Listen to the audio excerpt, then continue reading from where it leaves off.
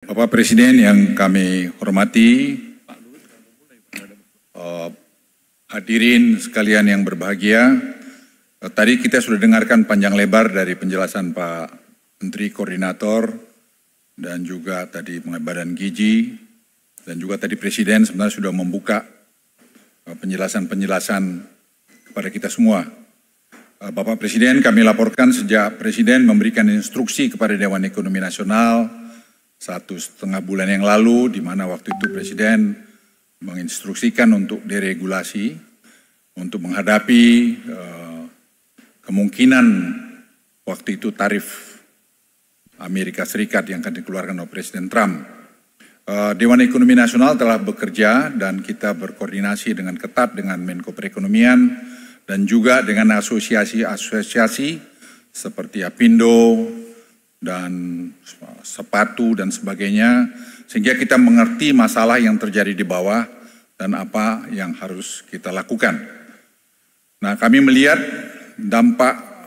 potensi dampak reciprocal tarif Amerika Serikat ini dan telah melakukan simulasi, kami ulangi simulasi potensi dampak penerapan tarif reciprocal.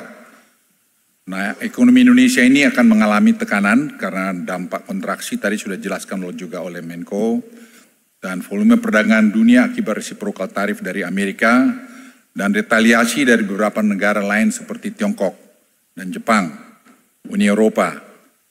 Dampak terhadap PDB Indonesia akibat dari reciprocal tarif Amerika ini juga diperkirakan akan terbatas. Kami melakukan simulasi-simulasi yang sangat intensif selama Lebaran ini, sebelum Lebaran. Nah, kami melihat bahwa porsi ekspor Indonesia terhadap PDB relatif rendah sekitar 23,8%. Dan porsi ekspor ke Amerika juga hanya 10% dari total ekspor Indonesia. Jadi dari rangkuman-rangkuman ini semua Bapak Presiden, tadi sudah disampaikan juga oleh teman-teman sebelumnya, kita sebenarnya tidak perlu khawatir berlebihan. Bahwa kita waspada, yes. Pengalaman kita juga menangani kasus-kasus besar sudah cukup banyak. Bagaimana negara-negara lain pontang-panting menghadapi COVID, kita mampu mengatasi dengan baik. Ini pun menurut hemat kami Bapak Presiden, kita akan bisa atasi bersama-sama atas semua kita yang hadir di sini, kita kompak dan kita satu padu dan kita saling mendukung untuk tadi menyelesaikan masalah ini. Karena kita punya data dan punya potensi yang kuat bahwa kita mampu memitigasi masalah ini. Kemarin kami laporkan pada Bapak Ibu sekalian, dalam rapat pun Presiden telah membuat keputusan-keputusan yang cepat, yang menurut saya kami dari DEN tidak terbayangkan bahwa keputusan itu kemarin diambil menyangkut seperti deregulasi, yaitu menyangkut kuota, menyangkut juga hair tax, semua bisa diputuskan dengan cepat dan segera akan dieksekusi. Karena ini akan nanti mengkompensate atau mengabsorb tadi tarif yang 32% ke Amerika itu. Dengan tadi rupiah yang kita diduga takut lebih dari 17.000, sebenarnya ini juga masih dalam batas-batas yang normal sehingga itu juga bisa menjadi bagian penyerapan daripada tarif yang dibebankan oleh pemerintah Amerika. Namun jika terjadi perang dagang global dalam skala luas, maka hal ini akan memberikan tekanan yang besar terhadap perekonomian Indonesia maupun dunia. Terutama second round effect dari perlambatan ekonomi Tiongkok yang kita tahu ekonomi Tiongkok sampai hari ini juga belum membaik seperti yang mereka harapkan. Kemarin kita dapat juga laporan dari Tiongkok bahwa banyak pemain-pemain di Tiongkok itu melihat Indonesia masih menjadi alternatif yang bagus buat mereka untuk melakukan investasi. Dan kami laporkan Bapak Presiden, ini saya kira peluang besar yang kita bisa ambil dan kami kemarin dari anggota Dewan Ekonomi Nasional yang kebetulan disuruh ke sana, diperintahkan ke sana, juga memberikan laporan bahwa itu bisa segera kita eksekusi. Jadi sejak keputusan Bapak mengenai deregulasi itulah memberikan dampak yang sangat luas. Meskipun secara agregat dampaknya terbatas, tetapi terdapat sektor-sektor yang mengalami penurunan ekspor dan output cukup besar. Ya, seperti perikanan perlu kita perhatikan karena menyangkut banyak ratusan ribu buruh, pertanian, lainnya seperti tekstil, produk makanan, elektronik, peralatan listrik, produk kayu furniture, dan karet, dan juga produk plastik. Nah, kita tidak ingin melakukan retaliasi, karena saya lihat gayanya, kami lihat Bapak Presiden, gaya daripada Presiden Trump, dia ingin bilateral, tidak mau melakukan, agak kurang berkenan untuk melakukan multilateral. Pembicaraan-pembicaraan resmi akan segera dilakukan oleh Menko Perekonomian dan Presiden sudah merintahkan, tapi secara bersamaan juga Presiden sudah memberikan arahan, pendekatan non formal pun, non resmi pun sudah berjalan dan dengan Amerika, dengan Washington, dan saya kira ini akan punya dampak-dampak yang sangat baik kita lakukan secara bersamaan. Nah, sektor-sektor terdampak negatif ini perlu mendapat bantuan dari pemerintah, terutama di masa transisi. Tadi saya kira sudah dijelaskan oleh Menko Perekonomian, terutama karena signifikansinya padat karya. Namun ada juga hal-hal yang sudah kami juga mulai bicara, semikonduktor yang tadinya mau ke tetangga kita, mereka juga memilih untuk ke Indonesia.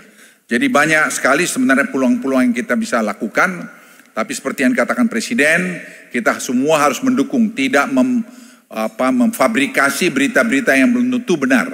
Kita justru memfabrikasi berita-berita yang baik, yang positif mengenai negara kita. Karena kita sedang menghadapi situasi global. Ingat kembali bagaimana COVID dulu kita selesaikan karena kita semua kompak. Semua kompak dan semua mendengarkan arahan. Sekarang arahan Presiden sudah jelas. Saya berharap kita semua tidak ada yang ngarang-ngarang sana-sini. Kita harus patuh, taat, dan melakukan itu semua dengan sebaik-baiknya. Karena semua basisnya data. Saya ulangi, basisnya data. Bapak Ibu sekalian, saya juga ingin melaporkan lebih lanjut. Memang betul, kami sudah juga meramalkan dan saya kira semua kita bisa tahu, rupiah dan pasar saham di Indonesia juga mengalami koreksi. Namun seperti yang kami laporkan pada Bapak Presiden kemarin, masih sejalan dengan yang terjadi di negara-negara lain. Karena itu kita tidak perlu ada yang panik, yang berlebihan dan menyikapi hal ini. Ini biasa dalam dinamika kehidupan.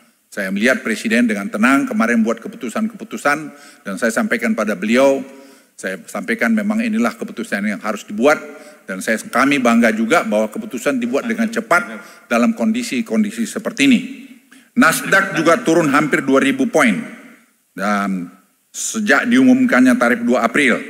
Dan ini saya kira penting. Dan kita ingat juga ini peluang buat kita semua untuk melakukan refleksi. Ingat pada tahun pemerintahan Pak Harto, Inpres 1985 itu juga perlu diterbitkan waktu itu untuk menghadapi keadaan ekonomi yang perlu diselesaikan. Bapak Ibu sekalian, strategi negosiasi dengan Amerika Serikat dan langkah kebijakan menghadapi dampak tarif resiprokal Amerika, ini juga sudah kami siapkan dan sudah kami koordinasikan dengan Kemenko Perekonomian dan juga kementerian-kementerian terkait. Indonesia dan juga asosiasi. Indonesia telah menyiapkan proposal untuk negosiasi tarif dengan Amerika. Proposal ini adalah proposal konkret yang dapat diimplementasikan dan menjawab keinginan permasalahan yang disampaikan oleh Amerika, terutama dengan USTR. Kita dengan USTR sudah banyak berbicara dan saya pikir kelihatan sudah mulai bentuknya. Dalam beberapa minggu ke depan, tadi saya sudah singgung, atau mungkin tanggal 17 ini, delegasi ini dipimpin oleh Menko Perekonomian akan bertemu dengan beberapa pejabat dari Amerika Serikat. Delegasi Indonesia terdiri dari Kemlu, Kemendak, dan juga dari Dewan Ekonomi Nasional. Dan tadi yang sudah dijelaskan oleh Menko Perekonomian, ada beberapa kebijakan yang akan diambil oleh pemerintah. Pemerintah akan menyiapkan kebijakan untuk membantu sektor-sektor yang terdampak akibat tarif resiprokal dari Amerika. Dan perang dagang ini terutama di sektor-sektor padat karya. Tadi kami sudah jelaskan. Dan itu sudah kita lihat secara rinci karena sudah kita dengarkan juga dari asosiasi-asosiasi kira-kira apa. Karena kita perang bersama-sama, kita satu tim. Nah itu kita dengarkan dan kita tangkap bagaimana cara kita melawan keadaan seperti ini. Dan ini saya pikir kita sangat bangga bahwa teman-teman dari asosiasi memberikan masukan-masukan yang sangat konkret. Deregulasi untuk memotong ekonomi biaya tinggi sehingga membuat competitiveness dari produk-produk Indonesia di pasar internasional menjadi sangat baik. Dan ini saya kira sudah diputuskan oleh Presiden, dan pemerintah juga menyiapkan kebijakan counter cyclical untuk minimalkan dampak negatif perang dagang terhadap perekonomian domestik. Nah, dengan tadi deregulasi tadi, penyelesaian European Union SEPA yang selama ini belum selesaikan, saya kira akan segera terselesaikan, dan akibatnya market pasar kita di Eropa juga menjadi luas, sehingga market ke Amerika masih jalan, ke Eropa juga bisa jalan, dan juga tadi BRICS kita masuk, dan kemudian Tiongkok juga masih membutuhkan kita. Saya kira kita bisa mengabsorb dampak tarif 32% yang diterapkan oleh Amerika. Dan juga melihat adanya reciprocal tarif dari Amerika ini sepenuhnya tidak negatif. Repositioning perdagangan global yang bisa menjadi peluang Indonesia untuk menarik investasi dari luar negeri, menjadikan Indonesia sebagai basis produksinya. Apalagi secara relatif tarif reciprocal kita relatif rendah dibandingkan banyak negara-negara ASEAN yang lain. Karena itu deregulasi untuk memotong ekonomi biaya tinggi itu menjadi sangat penting. Ini yang kami juga koordinasikan dengan teman-teman Menteri KL. Pengalaman kami sebagai Menko Marves tidak gampang. Dan kami sarankan pada Presiden kemarin, itu Bapak Presiden buat top down. Kalau mulai dari bawah itu akan dipimpong kiri kanan. Jadi ini Presiden setuju dan kemarin diputuskan top down. Sehingga itu semua kita harus patuh terhadap keputusan itu. Momen ini juga saya ngajak teman-teman semua, kita melakukan refleksi untuk menyangkut masalah efisiensi. Inefisiensi yang selama ini begitu banyak di semua lini, ini kesempatan kita untuk melakukan refleksi dan melakukan reform pada ekonomi kita untuk menjadi ekonomi yang efisien, yang bisa bersaing dengan siapapun. Bapak Presiden dan teman-teman sekalian, ini tadi tanggapan dari masukan dari Dewan Ekonomi Nasional, dan Dewan Ekonomi Nasional besok Kamis juga sudah mulai melakukan Zoom ketiga dengan Amerika, dengan Washington terhadap beberapa hal. Sehingga nanti paralel resmi dengan Pak Menko Perekonomian jalan, kita juga melakukan tadi Zoom call yang kesekian kali.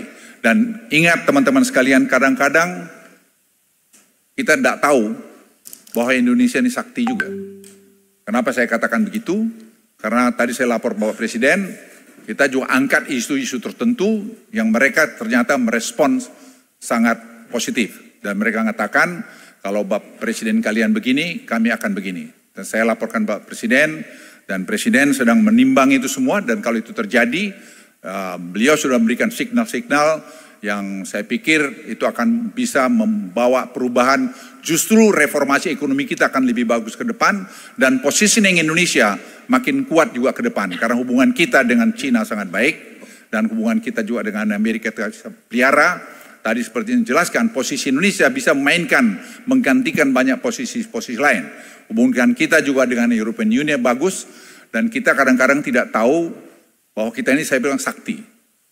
Mereka berpertanyakan mengenai critical mineral, dan saya sudah jawab kemarin, Presiden sudah berikan green light, kita mau kerjasama dengan critical mineral, karena mereka sangat butuh. Dan kita sudah punya pengalaman di situ, dan saya kira kita tidak perlu ragu mengenai ini. Saya hanya ingatkan sekali lagi kita semua, kita harus bangga jadi orang Indonesia, dan kita bangga sekarang Republik ini dipimpin dengan tegas, dengan jelas oleh Presiden Republik Indonesia, Presiden Prabowo. Sekian, terima kasih. Wassalamualaikum warahmatullahi wabarakatuh.